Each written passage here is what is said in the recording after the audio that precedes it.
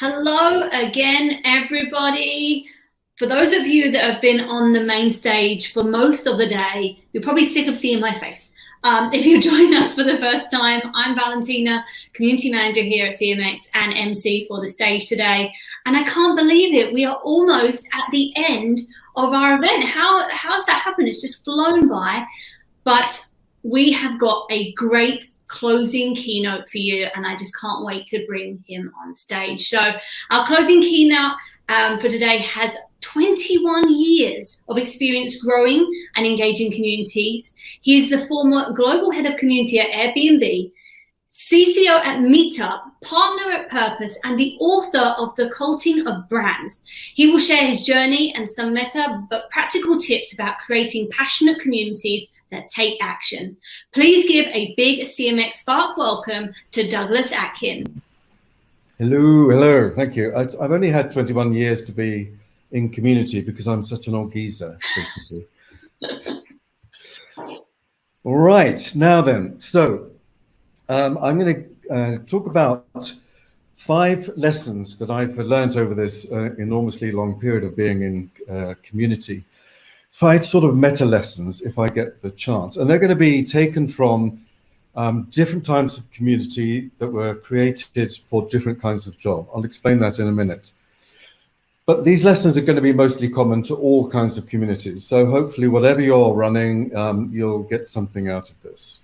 So 5 big lessons. This is what they are going to be. Safe space to become themselves, rub your members together to make them sticky, use the commitment curve, purpose and values, the why and the how, scale it by scaling intimacy. The thing is, I did a couple of rehearsals of this and I realized actually that I overpromised with 5 lessons in LinkedIn and whatnot, and I'll probably get a chance to do maybe 3.5, maybe 3. So, but if you want more on the things that I'm going to be talking about, there's other places you can go to see it. If you want to learn more about cult-like commitment in your community, you can go to this video, which is of me talking about it last year at a suitably named conference called Cult the Gathering. If you want to know more about purpose and values, I've written a series of articles on Medium, and that's the link there that you can see. Also a video at The Gathering. There's the link on YouTube if you want to hear more about purpose and values. It's the thing I've been focusing on most recently, actually. And then if you want more on commitment curve and scaling, you only have to go to the CMX conference in San Francisco in 2014 when I gave a talk about that when I was still at Airbnb. So all the things I'm talking about, you can find out more about if you're interested. Okay. So I'm going to talk about the kind of the different types of communities that I've gleaned these insights from. So my journey into community started basically in about 1998, 1999, because I was working in a brand agency, an ad agency in New York, and a bunch of marketers came in for a meeting one particular day, and they were incredibly depressed. They said, our jobs are over, loyalty is dead. And because all products are becoming basically the same, they're all commodity products, there's no USP anymore, so we're screwed. And so we went from that rather depressing meeting, and I happened to have a focus group of teenagers that night in Midtown Manhattan, and they were talking about their favorite brand of sneaker, which happened to be Converse, but frankly, it could have been any. And they were talking in almost in evangelical terms. I mean, seriously, they were talking about being missionaries and converting and all these kinds of things. And at the end of the day, if you think about it, the sneakers functionally are no different from any other sneaker. They're just bits of rubber and plastic. But you couldn't tell these teenagers this at all. They were absolutely committed to this particular brand. So a couple of things occurred to me whilst seeing this. First is the marketers were wrong. You can obviously create incredible commitment even in a commodity market. Second thing was, I was curious how and why. Why were these kids committed to this particular brand? How did they become so passionate about it? So at first I thought, well, what I'm going to do is sort of study best-in-class cult-like brands like Apple and Harley at the time. And then I thought, well, why stop there? I'm going to study full-on cults.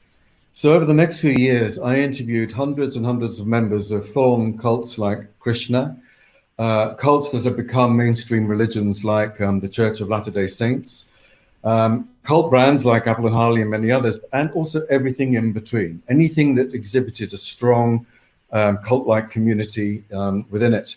So things like Trekkies, supporters of football teams, sororities, you name it, I've probably spoken to it all. And what I was looking for when doing this was I was trying to decode and deconstruct what it was that made these people so committed to their particular belief system, community, whether it was a religion or a brand. I also, in the end, of course, got to know Airbnb community really well in that regard.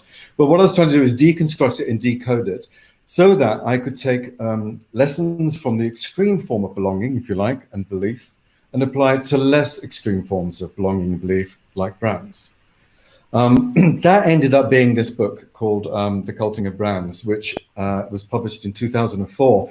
The thing is I was a bit of a lone voice in the wilderness at the time because no one was talking about community, especially in business. There were no social networks. There was no Facebook, no Twitter. There was nothing. But, and this brings me to the next community, some of the founders of those social networks I found out much later, had read my book, and some of them said, in particular, the founders of Flickr, Katerina and Stuart, they showed me their book afterwards with all their kind of post-it notes in, and said they used the book to build Flickr, which was a huge honor and made the whole damn thing worthwhile, quite honestly. It's a huge amount of work, and I never really knew if it was worth it or not. Anyway, they told their friend, the founder of Meetup, that he should read it because it's all about Meetup without being about Meetup. So in the end, I left my career in branding and joined Scott as his partner to run Meetup. And Meetup, if you don't know, is one of the very first social networks. The beauty of it, though, is you meet online to meet people of similar passions and interests. And then the whole thing is to drive you offline to meet in those communities regularly, normally every month. This one happens to be Stoned Yoga in Berkeley, not surprisingly.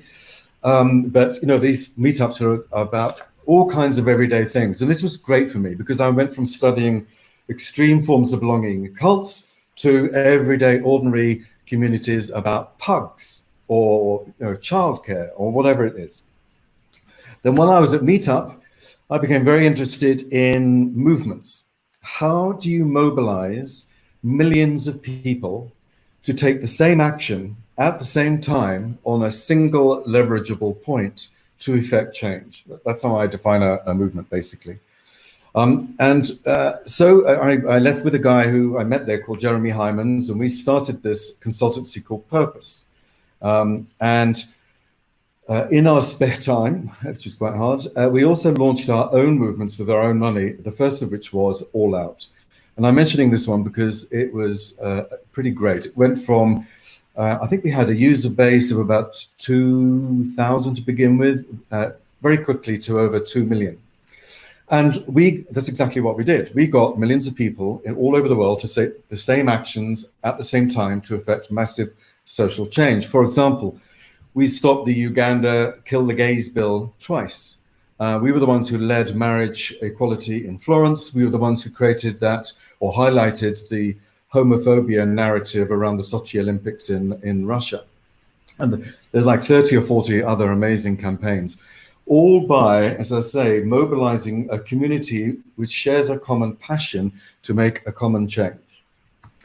So I'll talk about that in a minute. And then I joined Airbnb, and I'll talk about this maybe if I get time at the end, but you can read more about it in, or actually watch more about it in my previous CMX talk. I got into grassroots organizing. Why?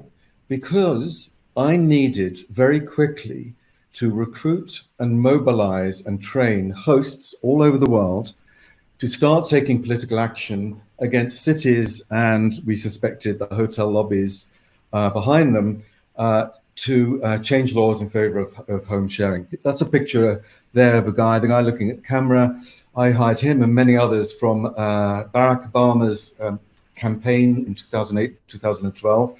They wrote the playbook on grassroots organizing. And I've come to love grassroots organizing because it scales community in a way that simply being a community manager of a kind of rough, small community at the beginning doesn't. It scales community by creating intimacy at massive, massive scale. And that's actually a picture of about 150 Airbnb hosts at City Hall in San Francisco voting down an ordinance to basically ban Airbnb. They've been sitting there for 10 hours without being paid to fight for this. And that's the power of grassroots organizing. Grassroots organizing to me is like Meetup communities fused with movements, where you're taking individual intimate communities but massively scaling them. Okay. Oh, and there's a picture of, there's 1,200 people in that square, Airbnb hosts in Barcelona in the Gothic Quarter, facing the town hall, where they're all protesting through this grassroots organizing. And there's one host there holding a box of 3,500 postcards signed by small businesses in Barcelona that our hosts, members, went out and got them to sign to protest and ask the mayor of Barcelona to legalize home sharing. We did 2 such events and got these people out there. So finally, I'm going to talk about what we did at Airbnb, where we created millions of strong community that is purpose-driven and values-driven, both our users, our hosts and guests, but also our employees. Okay then, and it was all around this idea of creating a world where anyone can belong anywhere. 5 big lessons from 5 types of communities. So the first one, now, this lesson I put first because I think it's at the core of basically every single community that will ever be created. Not necessarily by you guys, but in a church, in a company, whatever. And I'm going to briefly, quickly talk about the core dynamic of cult belonging, if you like. And it starts with a paradox, because it kind of fights common perception about what the members of cults are like. So people join, this is one of the biggest things I learned. People join cults not to conform, contrary to expectations, but to become more individual. Members of cults, by the way, tend not to be what most people think they are, which is psychologically flawed or emotionally crippled in some way, unable to form friendships. Not at all. Of course, there are a few people like that in those cults, but successful cults, the ones that grow, wouldn't grow without having regular, ordinary people in them.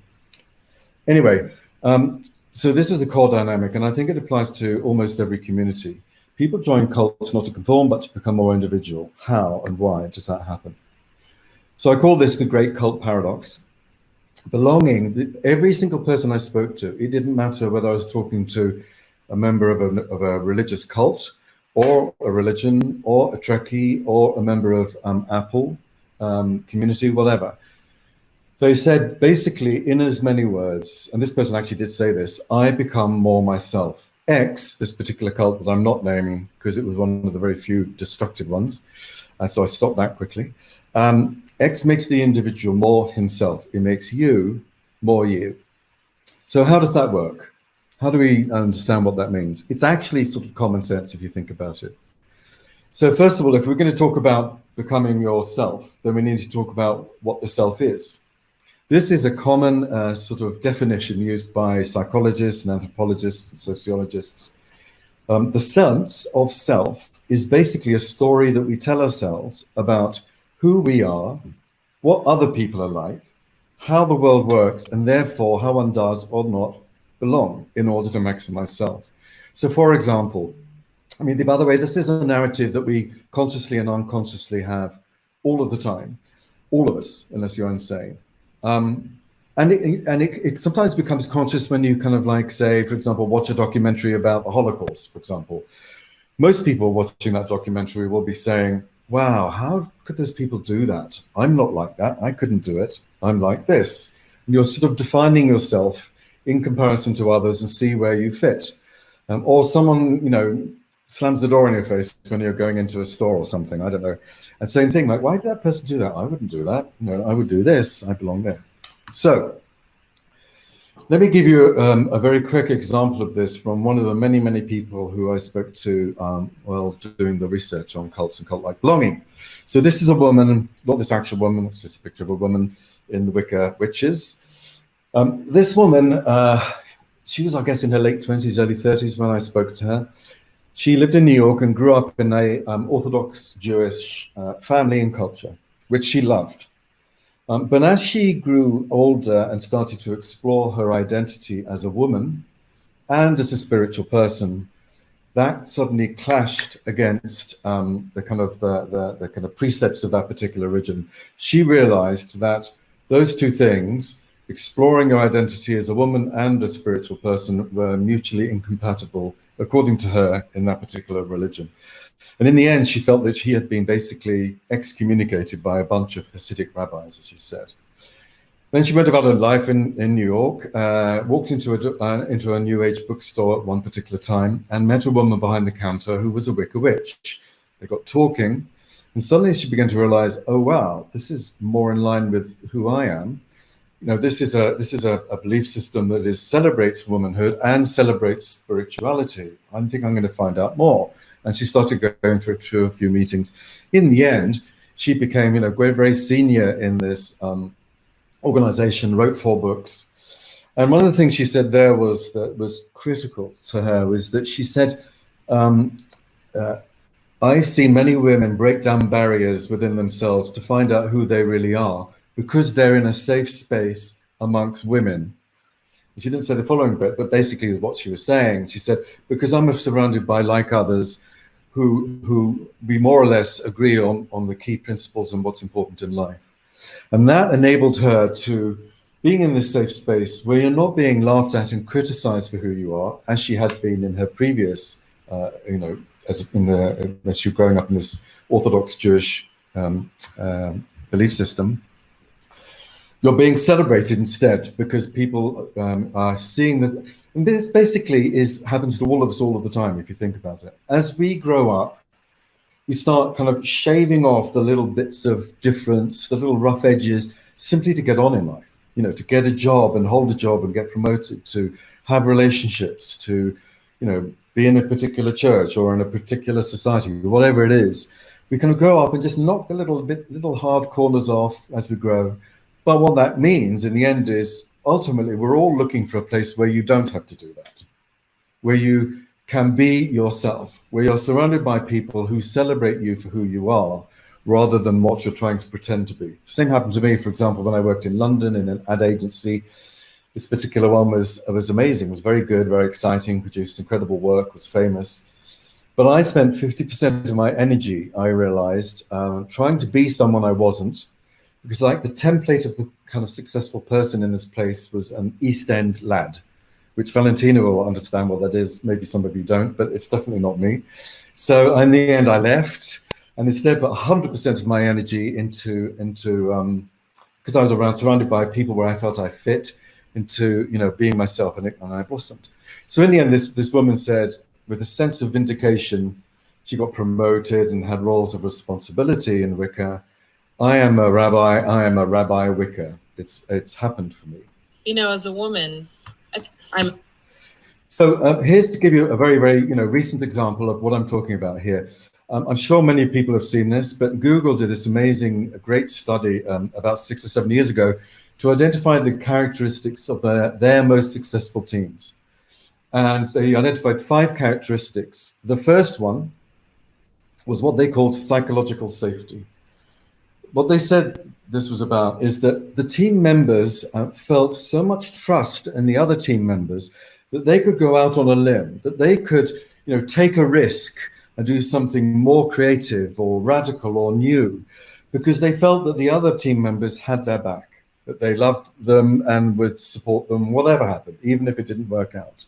There was this sort of psychological safety. That's exactly the same safety I'm talking about that enables someone to become themselves.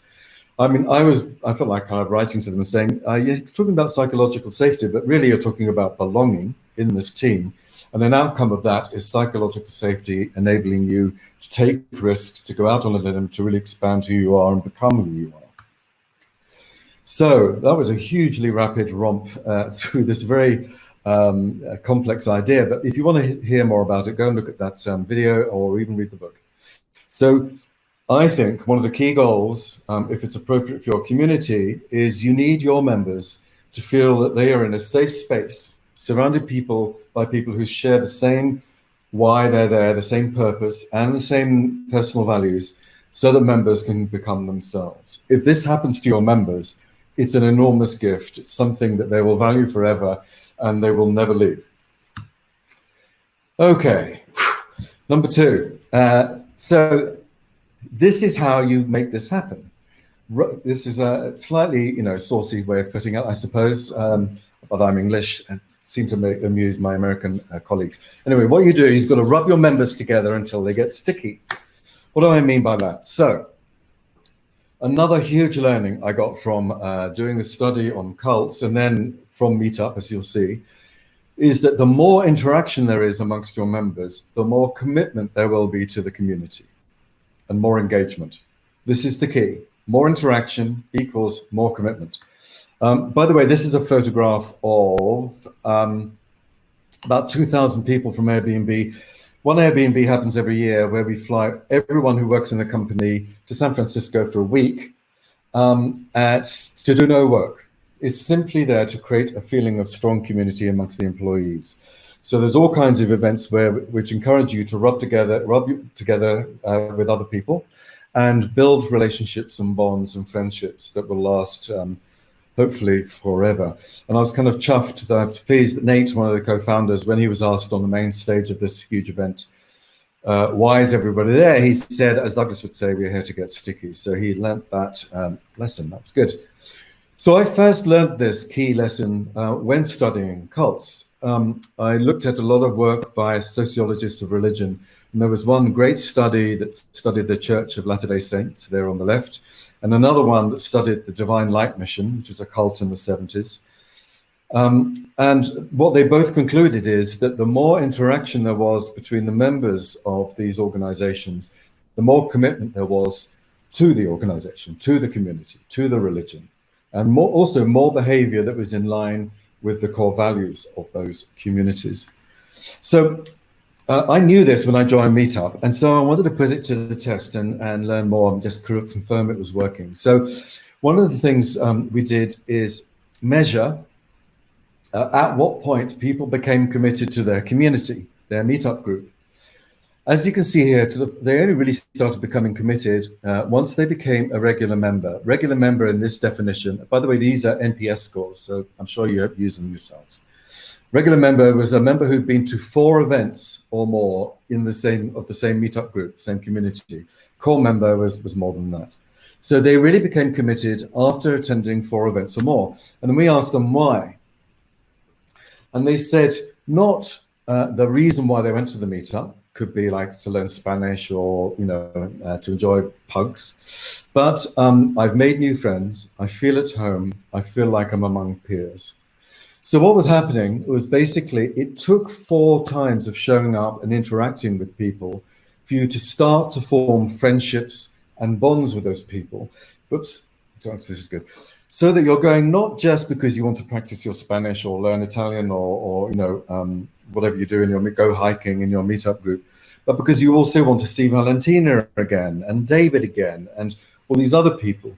In other words, 4 times or more enabled these personal bonds to form. And those were the things that actually created the commitment. So key lesson here, and I've seen this confirmed again and again and again, every time I've, in over 21 years of community engagement. You need to rub your members together until they get sticky, because interaction leads to bonds. It's not just about the content, it's about the bonds, and that leads to commitment. Now, how do you do that? Would be a good follow-up question. How, wait a second, how am I doing on time here? Yes, I'm doing okay, I think. How do you rub your members together to make them sticky? I recommend you use this. This is something we devised when we were at Meetup, because we had a problem at Meetup. We had a shitty commitment curve. So what is a community commitment curve? I defined it as this. What you need to do is you need to lower the barrier to entry to your community, make it very, very easy to become a member, then make small, incrementally harder asks that will yield incrementally greater rewards for the member and more commitment to the group. Right? It's kind of a boring definition, but let me show you what I mean with a bad example. So in Meetup group, we would ask people to join a group, which they would do. And then the next thing we asked them to do was leave their warm homes on a cold night to go meet a bunch of complete strangers, trudge through the snow, whatever it was, to go and do that. So of course, we had a huge drop-off. About 60% of people who joined Meetup groups never showed up. And our goal was to get people to show up to meet face-to-face. That was the whole purpose of Meetup, was face-to-face communities. So, and that was because we had, we didn't make an incrementally harder ask. We made an easy ask, join the group, and then one of the hardest ever asks, which is to show up and meet strangers you've never met before. So this is what we then did. I then kind of put together this community commitment curve, which plots out, which, kind of allows you to model what asks you should be making when, so that you increase the number of people who are likely to finally show up. So it may be, in Meetup's case, could be different for you. Maybe they read the member profiles first to make sure that they're kind of joining a group of similar kinds of people, that there's no murderer there or whatever. You become a member, then you read the comments and forums, maybe you comment on them, maybe you're asked to upload a video, become a contributor, and so on and so on and so on, till you may end up being in a leadership position. This really works. This maximizes basically the number of members you're likely to have, and maximizes to the max their total amount of engagement they're likely to have at any given point. So you can model what asks you make when you make them in order to maximize the number of members and their engagement. So that's lesson 3. I'm sure I'm going through this really, really fast, but I'm trying to get through it all. Ramp them up the commitment curves, make incrementally harder asks, and that will lead to maximize membership and maximize commitment. Okay, purpose and values. This is something that's really, really dear to my heart at the moment. So that's Brian Chesky on the left there. He's co-founder and CEO of Airbnb. So when I entered Airbnb, the reason I'm mentioning this is the first thing I did at Airbnb, and the thing I focused most on at the end of my time there, was the purpose and values and the culture. So I had a weird way into Airbnb. I met Joe in New York for breakfast once. Joe Gebbia is another co-founder. There's 3. We had breakfast, we had a good time. He said, come out and do a fireside chat. This is in 2012. And I did. I went out and did a fireside chat about community. And then they said, could you come back out and do some work for us for about 3 or 4 weeks? And I said, yes.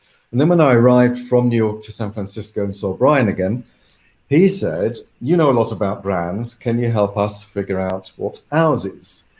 Which is very nice of him to say. I mean, I actually left the world of branding many years previously. But I thought I was be working on community or something. So I said, let me think about that and I'll come back tomorrow morning. And when I came back, I said, I think we should figure out what Airbnb's purpose is instead. And the reason why is this. Clearly, you have an incredibly powerful community here. You have very highly committed hosts, very highly committed guests, and employees who are also hosts and guests. Why? Why are they so committed? What is making them love Airbnb so much? If we can find out why, then we might have a clue as to what Airbnb's role is in this world, why it should exist beyond, making money or whatever. And then if you figure out that, if we figure out the why of Airbnb, if we figure out what its purpose is, then that makes it easier to figure out everything, including the brand. You'll be able to figure out what products you should make and which ones you shouldn't make, what people the kind of people you should hire and the people you should avoid, what customers you should have and the ones that you shouldn't have, how you should decorate your offices, what you should wear, and of course what your brand is. It basically is the rudder that guides the ship. And so he gave me one of his, what I came to recognize as one of his meaningful stares, and said, okay, do that. So then I went, oh shit, bugger, what am I going to do? So I did that. I did a lot of that. First, my instinct is always to go and talk to users. Where we got Airbnb's purpose from was not this, which is the normal source of most companies' purpose or missions or visions, all that crap. It's some expensive management offsite in Aspen, where people study their navels and whatever. So I definitely didn't want to do that. What I did was this. We went out and spoke over a period of 3.5 weeks to 485 members of our community, our hosts, our guests, and our employees. And to cut a very long story short, we ended up with this, which we finally launched when we launched our new logo in 2014, which is to create a world where anyone can belong anywhere. Because one of the things I learned talking to our community is that our guests, for them, tourism and tourist is a dirty word. They don't want to sit on one of those terrible red buses that go around cities and give a very superficial impression of a place. They wanted to delve into the culture. They wanted to meet locals and do what locals do. They wanted to truly understand, what it was like to be a local in this strange new place and get a much greater insight. And that's exactly what most of our hosts wanted to do too, was treat them like a member of the family, to give them an inside view of the city or the place that they're so proud of. No one actually said they want to create a world where anyone can belong anywhere, but when Brian and Joe, the two founders, and I went back and showed this new design logo that we had and showed what the logo meant, this is the new logo. I call it our equal opportunity genitalia logo. There's something in there for everyone, really everyone. We wanted a symbol, and a symbol is basically a logo with meaning attached. So we went back to our hosts and our guests that I'd spoken to a year or so previously and said, this is our new symbol. This is what it's going to stand for, creating a world where anyone can belong anywhere. What do you think?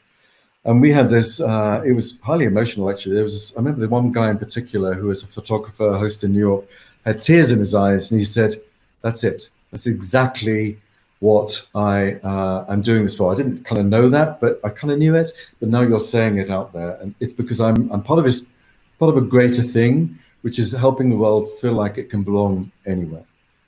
So here's a video that's about to play that brings that idea alive.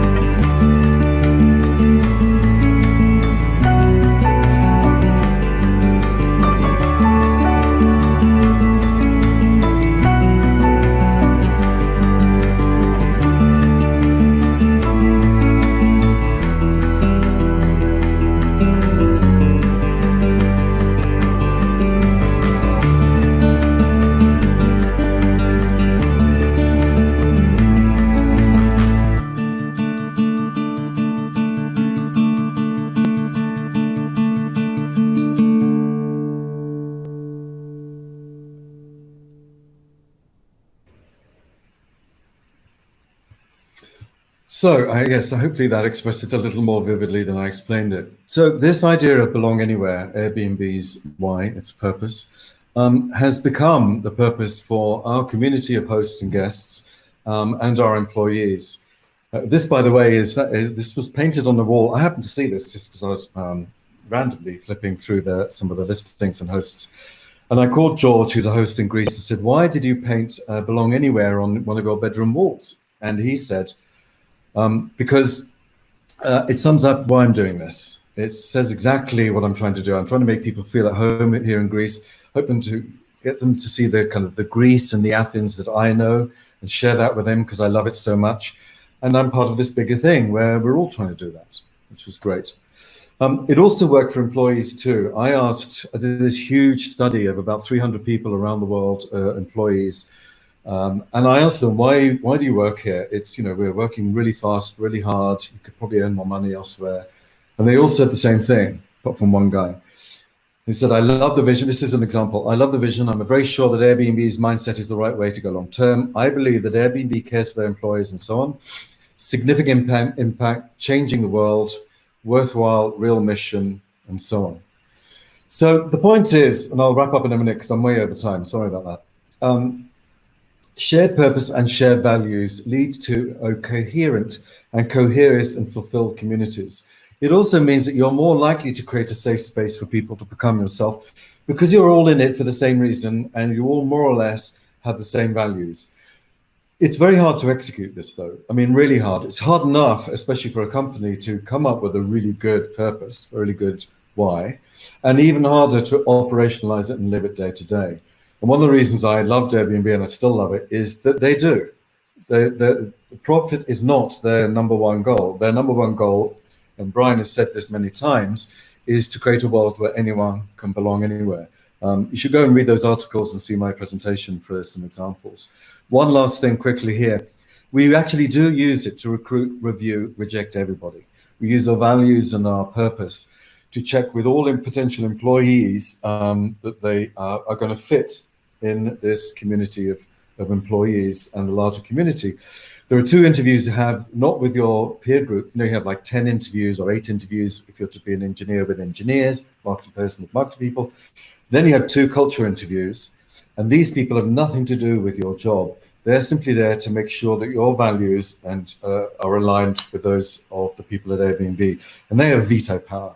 If they don't align, then you're not hired, no matter if you're the best engineer on earth. And we do the same with our customers. Here's the signing page. You have to accept this community agreement, as we called it. Here it is.